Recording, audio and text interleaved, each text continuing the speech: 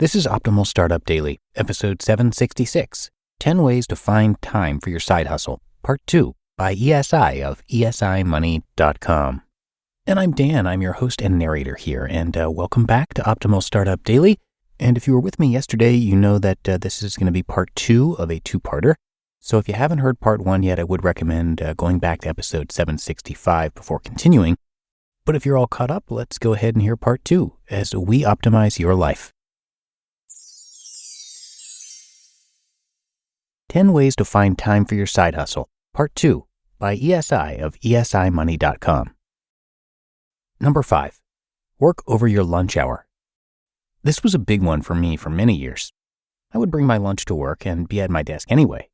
I'd use that time to do something productive, like write an article, brainstorm ideas, read a book, etc.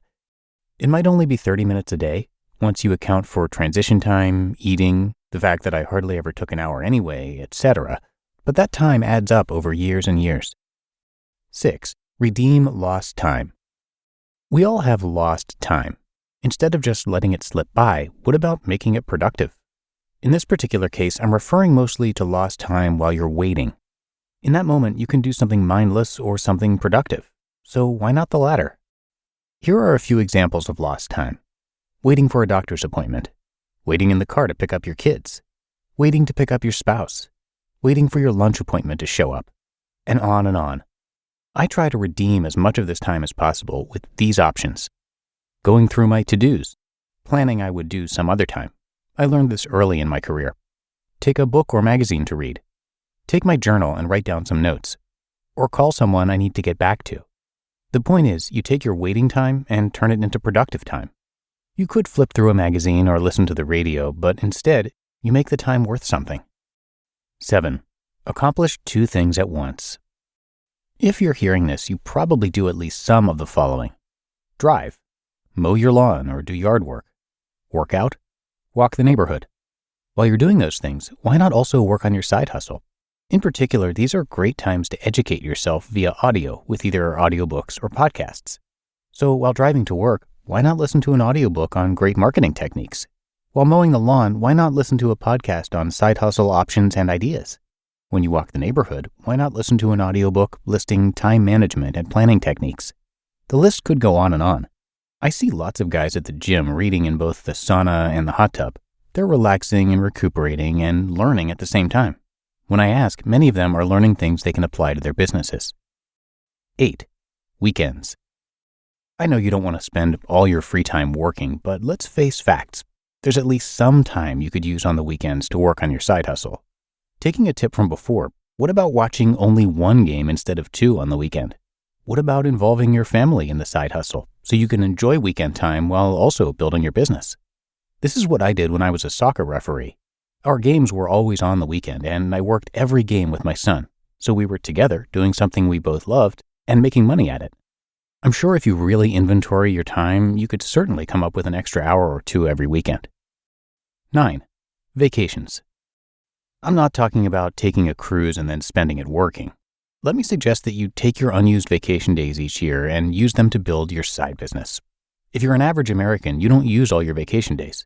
In fact, here's what Money Magazine found on the issue.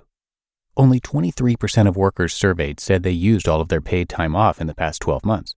The average U.S. worker leaves almost half of his or her vacation days on the table.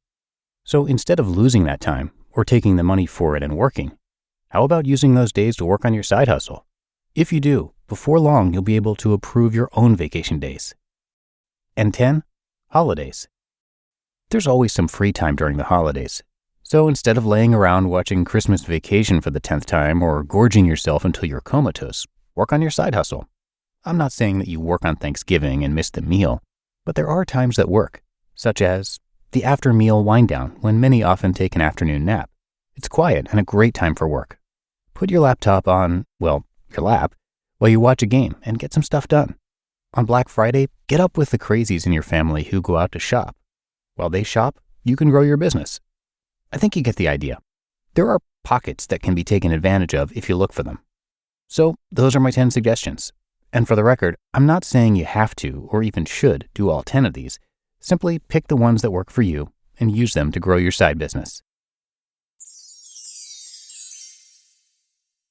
You just listened to part 2 of the post titled 10 Ways to Find Time for Your Side Hustle by ESI of ESImoney.com.